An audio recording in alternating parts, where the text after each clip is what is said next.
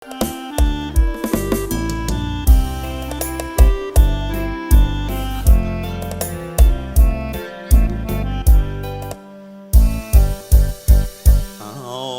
គ្រូពេទ្យអើយមានតែអ្នកគ្រូហើយជួយសង្គ្រោះជីវិតខ្ញុំ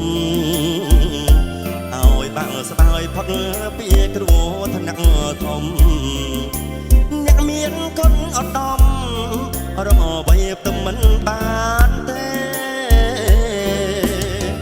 ហើយនឹងជារឿងធម្មតា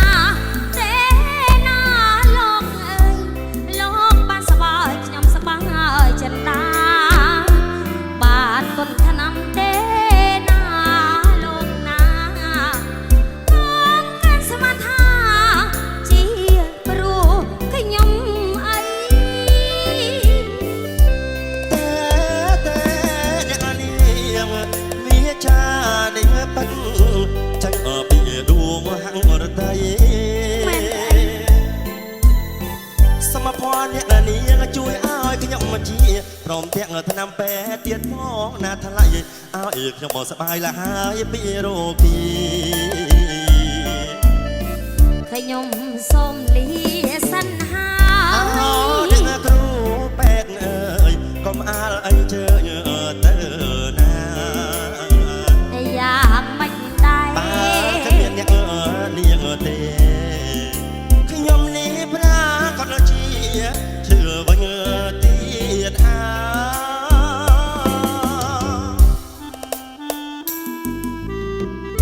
កុំតន់អញ្ជើញទៅណាអ្នកគ្រូយ៉ាងមិនទៅអ្នកខ្ញុំខ្លាចឈឺទៀតណាប្រកាសថ្នាំថែមមែន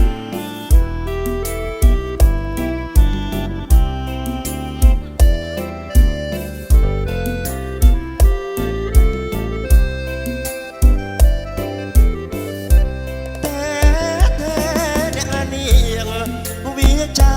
នឹងប៉ិនចាញ់អបពីដួងហាំងរតីសមភ័ណ្ឌអ្នកនាងជួយឲ្យខ្ញុំមកជាព្រមទាំងថ្នាំពេទ្យទៀតផងណាថ្លៃ